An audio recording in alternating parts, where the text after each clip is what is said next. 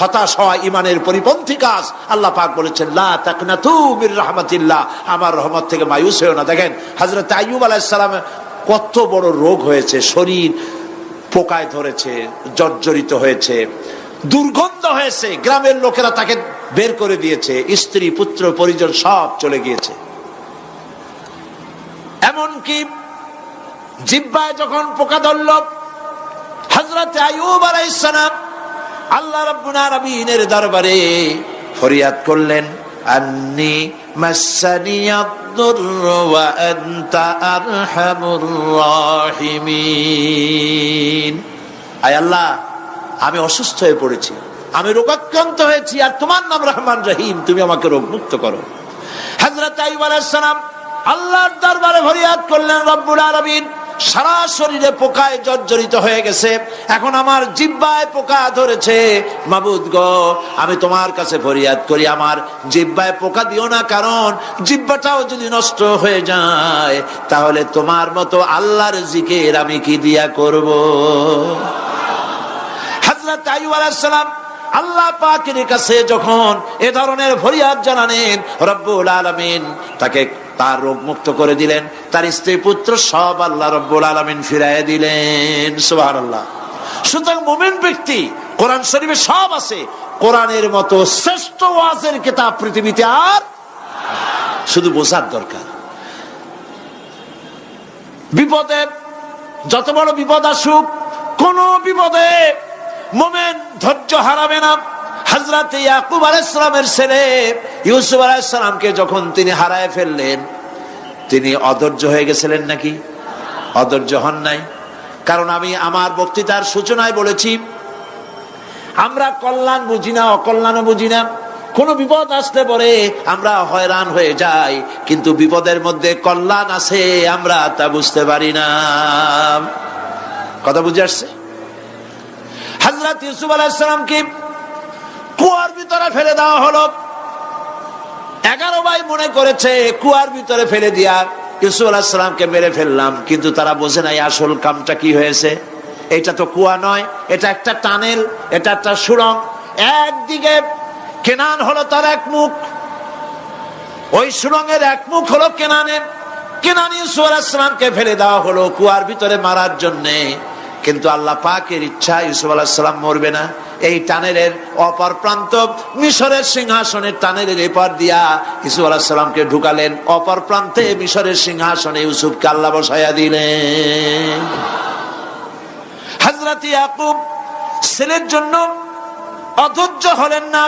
যখন তিনি খবর পেলেন ছেলে বাঘে খেয়ে ফেলেছে, তিনি তখন বলেছেন, ফাসাবুরুন জামিলুন আসাল্লাহু আইয়াতিয়ানি বিহিম জামিআ ইন্নাহু হুয়াল আলিমুল হাকীম। ফাসাবরুন জামিল, আমি উত্তম ভাবে ধৈর্য ধারণ করলাম, এবং আমি বিশ্বাস করি আল্লাহ রাব্বুল আলামিন আমার হারানো সবকিছু আমাকে ফিরাই দিবেন। বহু বছর পর যখন হযরত ইউসুফ আলাইহিস সালাম প্রেসিডেন্ট হয়েছেন মিশরের, 11 ভাই গেল সেখানে সাহায্য আনার জন্য। সেই ঘটনা তো শোনাবো না, এমনি বলে যাচ্ছি। এরপরে তিনি তাদেরকে পরিচয় দিলেন, ওরা ভয় পেয়ে গেল। তিনি বললেন, ভয়ের কোনো কারণ নাই, লা তাসরিবা আলাইকুমুল ইয়াউম, আজকে আমি কোনো প্রতিশোধ তোমাদের নেব না। সুবহানাল্লাহ। এর নাম পয়গম্বর, এর নাম কি? আল্লাহর নবী। আমি আজকে কোনো প্রতিশোধ তোমাদের নেব না, তোমরা যাও। পিতার অবস্থা তিনি জানলেন, কাঁদতে কাঁদতে পিতার চোখ দুটো নষ্ট হয়ে গেছে। ইয়াকুব আলাইহিস সালাম, হযরত ইউসুফ আলাইহিস সালাম বললেন, যাও। নিজের জামাটা খুললেন, গায়ের জামা খুলে বললেন, ভাইরা আমার এই জামা নিয়ে যাও, আর আমার আব্বার চোখের উপরে এই জামাটা রেখে দিও। ছেলেরা যখন হযরত ইউসুফ আলাইহিস সালামের জামা নিয়ে মিশর থেকে রওনা করেছে, গল্প নয়, উপন্যাস নয়, আল্লাহ পাক এই কোরআন শরীফে সূরা ইউসুফে বলেছেন, জামা নিয়ে মিশর থেকে রওনা করেছেন। কোথায় মিশর আর কোথায় কেনান?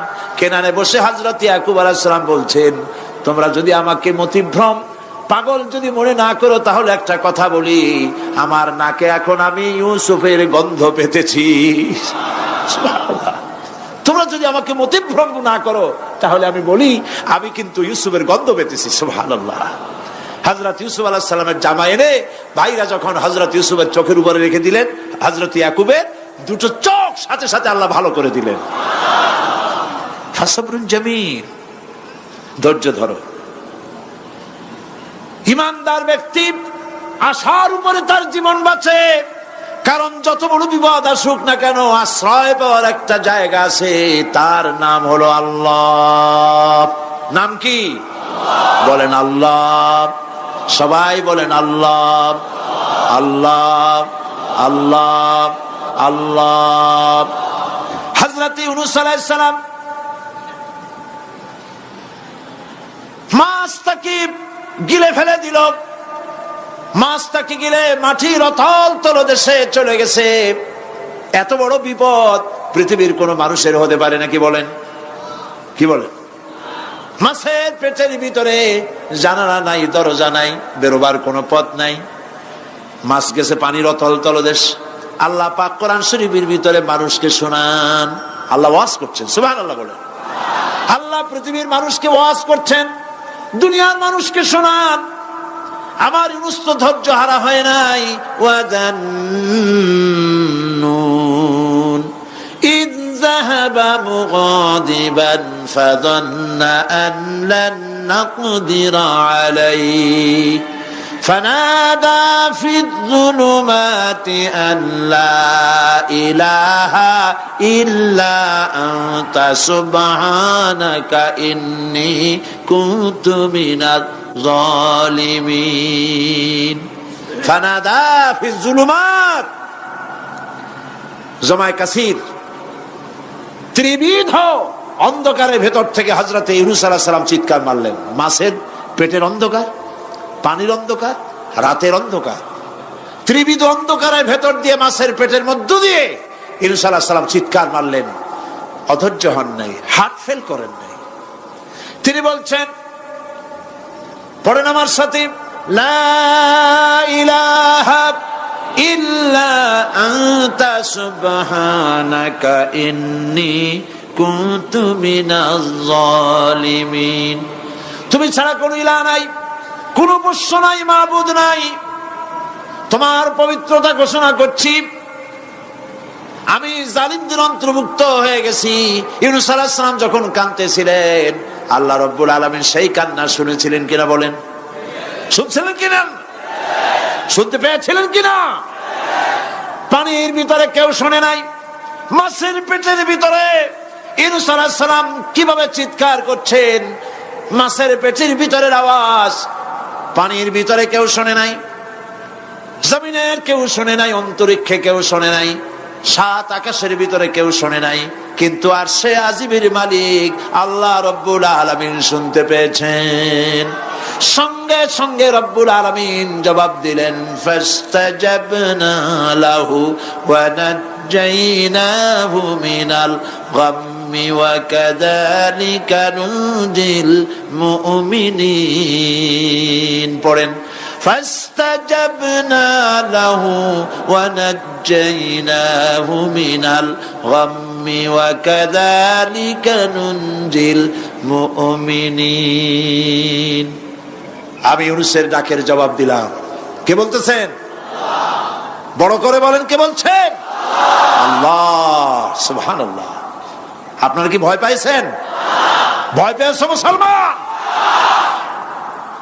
আল্লাহ রাব্বুল আলামিন বলেন, আমি আমার ইউনূসের ডাকের জবাব দিলাম। শুধু জবাব দেই নাই, আমি ইউনূসকে তার মাছের পেটের ভিতর থেকে বাঁচায় দিলাম। মাছের পেটের মধ্যে বেদনা শুরু হয়ে গেল, এমন বেদনা হয়েছে মাছ এখন বমি না করে পারে না। কথা বুঝতে পেরেছে? মাছ এখন বমি না করে পারে না। পানির উপরে মাছ ভেসে উঠল। আল্লাহ কোরআন শরীফের ভিতরে বলছেন, মাছ সাতরায়া কিনারায় চলে গেল, ইউনূস আলাইহিস সালামকে বমি করে ফেলে দিল। ইউনূস আলাইহিস সালাম বেঁচে গেলেন। আল্লাহ পাক বলেন, শুধু ইউনূসকে বাঁচাইলাম না, বরং আমি সকলের জন্য আশার বাণী শোনাই। শোনো মুমিনেরা, ওয়া কাযালিকা নুনজিল মুমিনিন। মুমিন বান্দা যারা যত বড় বিপদ আসুক আমারে ডাকো, আমি বিপদ দিয়ে বাঁচাই দেব। সুবহানাল্লাহ, বিপদ থেকে আমি বাঁচাই দেব। আল্লাহ পাক বলেছেন ফাইন্না মাআল উসরি ইউসরান, ইন্না মাআল উসরি ইউসরা। জেনে রাখো, দুঃখ এবং কষ্টের পরে রয়েছে সুযোগ সুবিধা, আর অসচ্ছলতার সাথে রয়েছে উদার সচ্ছলতা। যত বড় বিপদ আসছে এই বিপদের পরেই আল্লাহ পাক তার গোলামদের উপরে রহমত নাজিল করবেন ইনশাআল্লাহ। সুতরাং ঈমানদার লোকেরা, তাদেরকে আল্লাহ পাক বলছেন কোনো ভয় নাই, কোনো চিন্তা নাই, যত বড় বিপদে পড়ো আমারে ডাকো, আমি ডাকের সাড়া দিয়ে দেব। সবাই আল্লাহরে ডাকেন, সুবহানাল্লাহ ওয়ালহামদুলিল্লাহ লা ইলাহা ইল্লাল্লাহ। জোরে পড়েন সুবহানাল্লাহ ওয়ালহামদুলিল্লাহ লা ইলাহা ইল্লাল্লাহ, সুবহানাল্লাহ ওয়ালহামদুলিল্লাহ